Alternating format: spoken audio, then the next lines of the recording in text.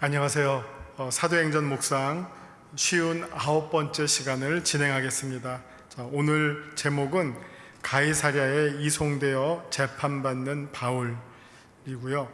또 본문은 사도행전 23장 31절로부터 24장 9절까지 내용이 되겠습니다. 24장 9절까지 내용, 23장 31절부터 24장 9절까지의 말씀을 봉독하고 시작합니다. 31절 말씀입니다. 보병이 명을 받은 대로 밤에 바울을 데리고 안디바드라에 이르러 이튿날 기병으로 바울을 호송하게 하고 영내로 들어가니라. 그들이 가이사랴에 들어가서 편지를 총독에게 드리고 바울을 그 앞에 세우니 총독이 읽고 바울더러 어느 영지 사람이냐 물어 길리기아 사람인 줄 알고 이르되 너를 고발하는 사람들이 오거든 내 말을 들으리라 하고 헤롯 궁에 그를 지키라 명하니라. 닷새우의 대제사장 아나니아가 어떤 장로들과 한 변호사 더둘로와 함께 내려와서 총독 앞에서 바울을 고발하니라. 바울을 부르매 더둘로가 고발하여 이르되 벨릭스 각하여 우리가 당신을 힘입어 태평을 누리고 또 이 민족이 당신의 선견으로 말미암아 여러 가지로 개선된 것을 우리가 어느 모양으로나 어느 곳에서나 크게 감사하나이다. 당신을 더 괴롭게 아니하려 하여 우리가 대강 여짜옵나니 관용하여 들으시기를 원하나이다. 우리가 보니 이 사람은 전염병 같은 자라 천하에 흩어진 유대인을 다 소요하게 하는 자요 나사렛 이단의 우두머리라. 그가 또 성전을 더럽게 하려 함으로 우리가 잡아싸우니 당신이 친히 그를 신문하시면 우리가 고발하는 이 모든 일을 아실 수 있나이다 하니 유대인들도 이에 참가하여 이 말이 옳다 주장하니라. 아멘. 계속해서 지난 시간에 이어서 바울이 신문을 받는, 재판을 받는 장면이 진행이 됩니다. 지난주에는 사내드린 공의회에서 재판을 받았다면 이제는 가이사랴에 와가지고선 그 펠릭스 총독 앞에서 재판을 받는 장면이 진행이 되는데요. 이번에는 이제 조금 더 전번 재판보다 조금 더 업그레이드된 내용들이 등장합니다. 소위 더둘로라고 하는 변호사가 등장해서 바울을 고발하는 내용이 되겠습니다. 자, 오늘 말씀 요점을 먼저 살펴보도록 하겠습니다. 말씀 요점: 바울은 로마 군인들의 호위 아래 예루살렘에서 가이사랴로 이동됩니다. 그곳에 있던 벨릭스 총독은 유대 종교 지도자들이 고소한 바울의 재판권을 공식적으로 다룹니다 하는 내용입니다. 말씀 산책에 해당하는 내용은 제가 여기 나와 있는 우리 본문을 보면서 소개해 드리도록 하겠습니다. 자, 이제 내용을 보시면 바울이 안디바드라에 이르러 이튿날 기병으로 바울을 호송하게 하고 영내에 돌아가니라. 그들이 가이사랴에 들어가서 편지를 총독에게 드리고 바울을 그 앞에 세우니 라고 해서 이제 바울의 재판이 시작이 됩니다. 총독이 그 고소문을 읽고 어느 영지 사람이냐 물어 어떻게 보면 고향이 어디냐 혹은 본 적이 어디냐 했더니 길리기아 사람이다 이렇게 대답했습니다. 그 다음에 너를 고발하는 사람들이 오거든 내 말을 들으리라 하고 헤롯 궁에 그를 지키라 명하고 닷새 후에 대제사장 아나니아가 어떤 장로들과 한 변호사 더둘로와 함께 내려와서 총독 앞에서 바울을 고발하니라. 이 내용을 볼 때 앞서서 사내드린 공의회 때는 변호사가 등장하지 않았습니다. 근데 이번에는 전문 변호사가 바울을 고발하는 위치에 등장하게 됩니다. 그의 이름이 더둘로라고 하는 사람입니다. 그러니까 유대의 지도자들이 어떻게 보면 요즘식으로 말하면 유능한 변호사를 고발인으로 모셔와서 바울을 좀 더 본격적으로 전문적으로 고발하는 그런 장면이 지금 소개가 되고 있습니다. 자, 그러면서 이제 더둘로가 말하는 내용이 아주 상세하게 소개가 됩니다. 그래서 3절부터 보시면 펠릭스 각하여 우리가 당신을 힘입어 태평을 누리고 또 이 민족이 당신의 선견으로 말미암아 여러 가지로 개선된 것을 우리가 어느 모양으로나 어느 곳에서나 크게 감사하나이다. 이게 아주 전형적인 외교적 표현이죠. 그렇죠? 이 재판의 권한을 가지고 있는, 판결권을 가지고 있는 총독을 향해서 이 변호사가 아주 최대한의 어떻게 보면 아부를 떠는 그런 말을 표현하고 있는 것을 보실 수가 있습니다. 그 다음에 4절에 당신을 더 괴롭게 아니하려 하여 우리가 대강 여짜옵나니 관용하여 들으시기를 원하나이다.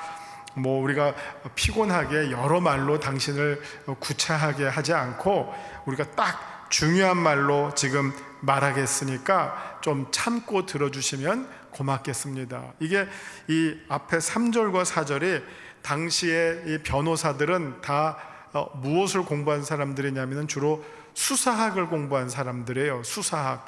그러니까 말을 하고 글을 쓸 때 어떤 식으로 써야 될지를 계속해서 훈련을 받은 사람들이니까 어떤 이런 공식적인 멘트를 할 때 이런 어떤 내용이 뒤따르게 된다는 것이죠. 그래서 이 말을 듣는 사람을 최대한 높여주고 존중해주고 그 다음에 그분의 편의를 최대한 봐주면서 이제 내가 말합니다 라고 하면서 이제 자기가 말할 내용에 대한 어떻게 보면 정당성을 위해서 더 설득력을 높이는 이런 어떤 아주 외교적인 수려한 표현법을 구사한다 하는 것을 우리가 볼 수 있습니다. 자, 그러면서 이제 본격적인 내용의 본론이 5절부터 등장합니다. 우리가 보니 이 사람은 전염병 같은 자라 천하에 흩어진 유대인을 다 소유하게 하는 자요 나사렛 이단의 우두머리라.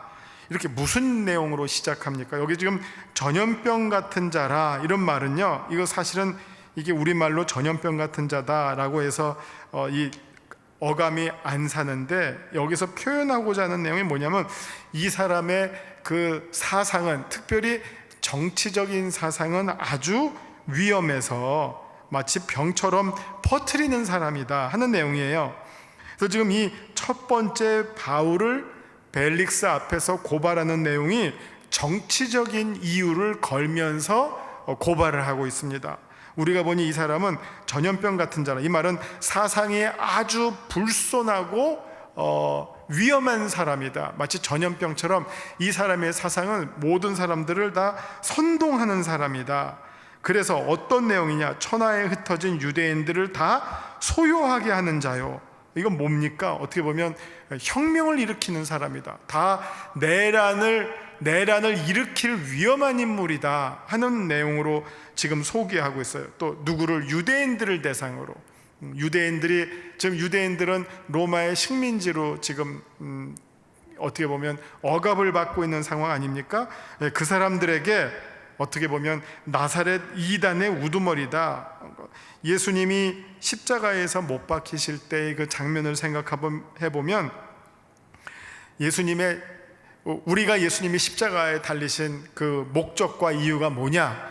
우리의 죄를 구속하시기 위해서. 이거는 우리 그리스도인들이 받아들이는 해석입니다. 예수님의 십자가를 로마 사람들이 바라보는 이 해석은 무엇입니까? 예수는 자칭 유대인의 왕이었다. 자기가 유대인의 왕이래. 이 말은 뭡니까? 이 지역에는 왕이 또 있을 수가 없어요. 로마의 황제밖에 없어요. 그리고 분봉왕이 있다면 로마가 임명한 왕밖에 없어요.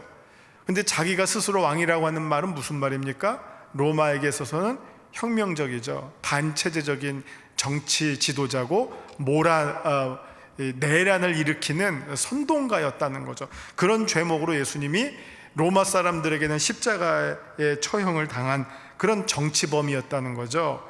그런 의미에서 지금 이 더둘로가 바울을 고발하는데, 바울은 예수의 복음밖에는 내가 자랑할 게 없다. 나는 오직 예수의 복음밖에는 없다. 예수에 미친 사람이다. 이렇게 자기를 표현하니까 어떻게 올가미를 씌웁니까? 나사렛 이단의 우두머리다. 나사렛 이단의 우두머리다.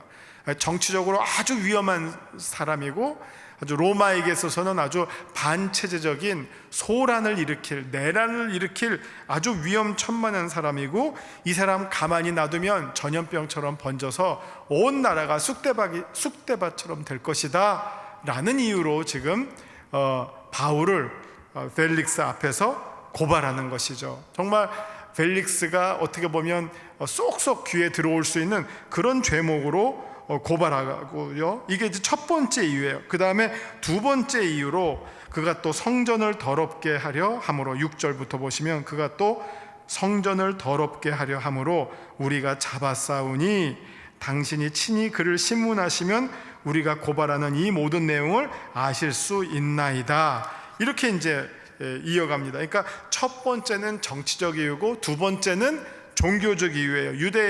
유대교의 가장 중요한 성전을 더럽힌 사람이다 라는 두 번째 종교적인 죄목으로 이 사람을 우리가 고발했습니다. 그러니까 이제 펠릭스 각하가 소위 친히 신문을 하시면 우리가 고발하는 내용을 왜 우리가 고발했는지 확인하실 수 있을 겁니다. 이렇게 얘기하는 겁니다.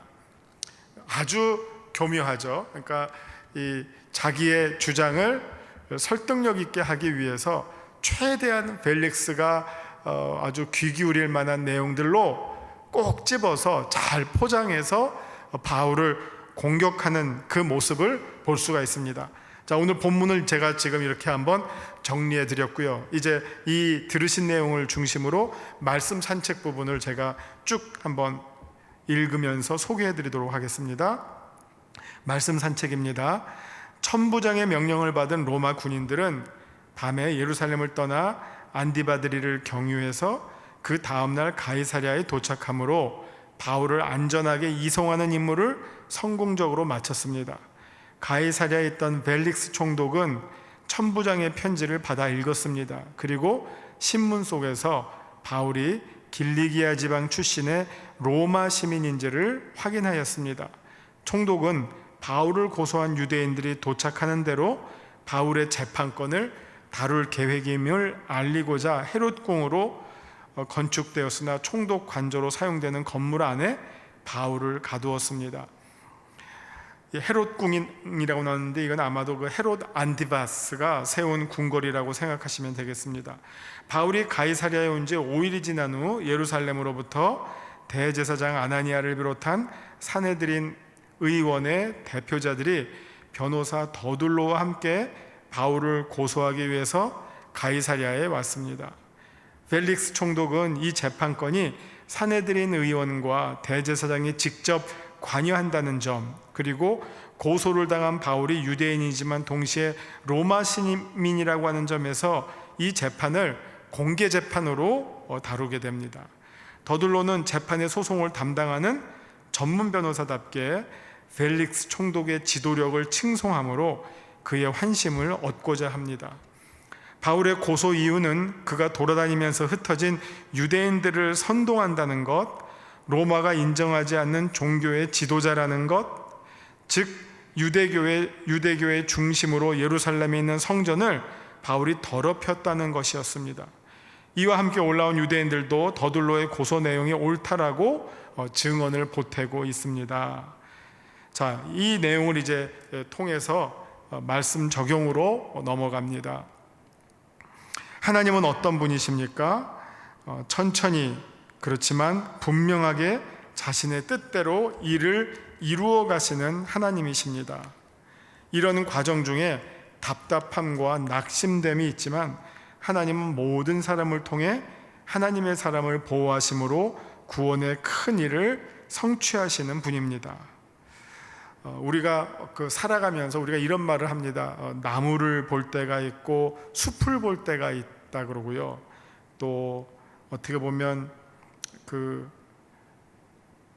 다리를 앞에 있는 불을 끄는 사람이 있는가 하면 다리를 놓는 사람이 있다고 합니다. 그러니까 우리가 살아가면서 어떤 어려움을 당할 때 그 어려움을 대하는 어떤 우리의 태도를 우리가 생각하게 됩니다.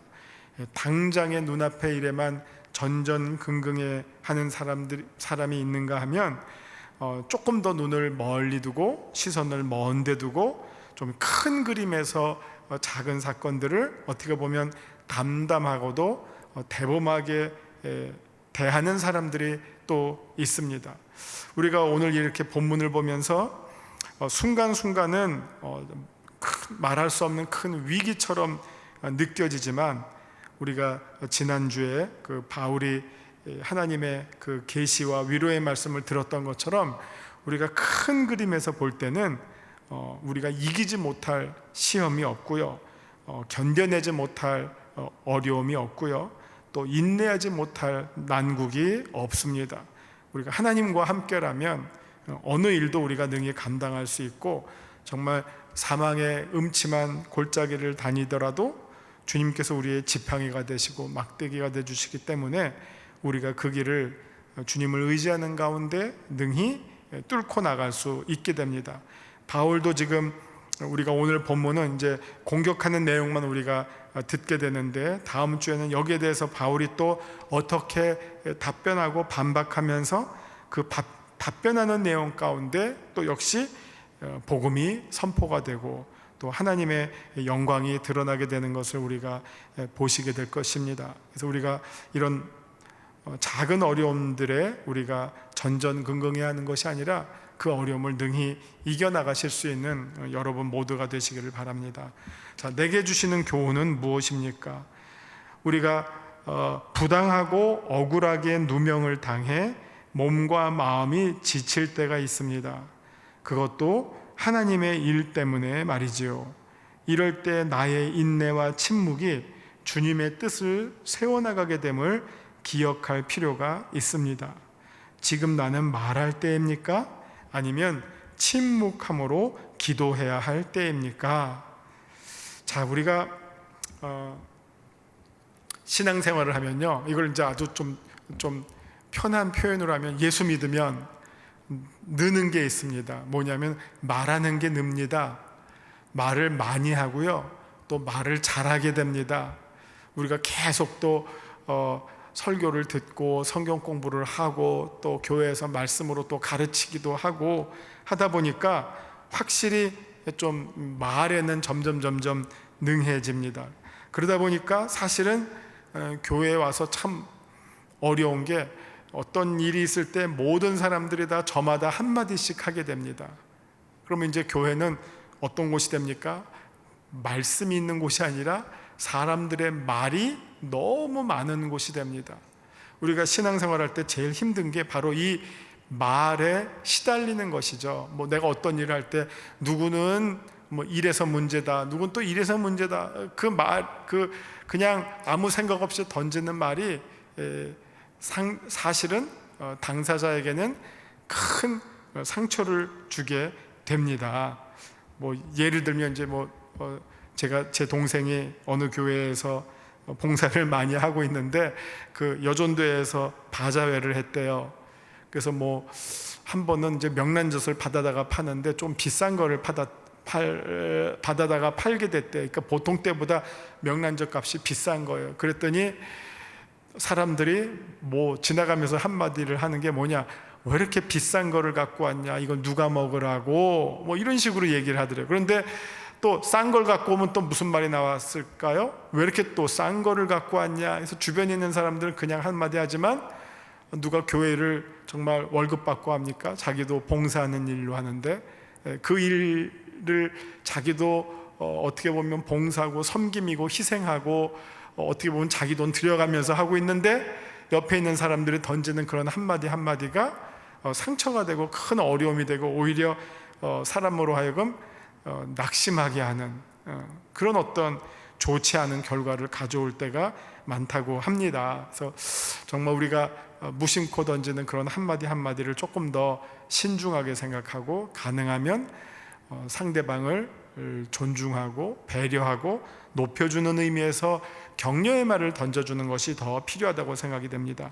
지금 오늘도 사실 바울은 하나님의 일을 하다가 오히려 원치 않는 누명 가운데 큰 어려움을 당하게 되는 그런 상황에 몰리게 되었습니다. 바울이 생각할 때 마음속으로는 아마 억울하고 원통한 마음도 들 줄 압니다.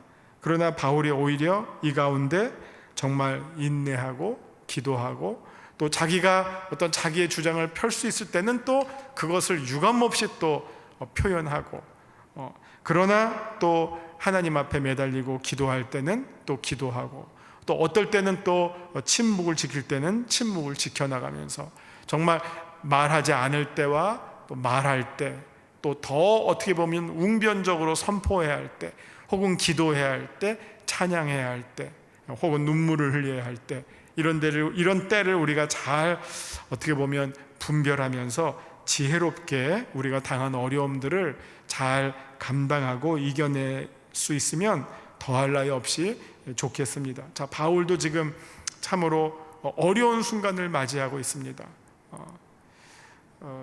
어떻게 보면 바울이 예루살렘을 방문한 것은 많은 사람들이 그곳에 가면 어려움을 당한다, 죽는다, 결박당한다, 그럼에도 불구하고 이 길은 바울이 선택한 길이고 성령께서 인도해 주시는 길이고, 어떻게 보면 땅끝까지 이르러 그리스도의 증인이 되는 그 일을 감당하는 어떻게 보면 엄숙한 사명이었죠.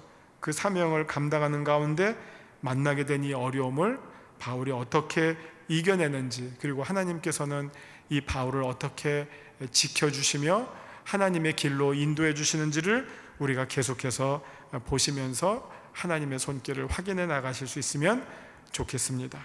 자, 오늘 여기까지 하고요, 말씀에 따른 기도로 마치겠습니다. 기도하시겠습니다. 하나님 아버지, 예수님의 제자답게 우리가 억울한 상황 속에서도 인내로 주님을 따르는 순종을 배우게 하옵소서. 침묵할 때를 알게 하시고, 증언할 때를 알게 하시고, 선포할 때를 알게 하옵소서. 지혜롭게 주님의 주신 때를 잘 분별하여서 때에 맞는 그 상황 속에서 담대함으로, 겸손함으로, 진지함으로 맡겨진 일을 잘 감당할 수 있는 저희가 되게 하여 주시옵소서. 예수님의 이름으로 기도하옵나이다. 아멘.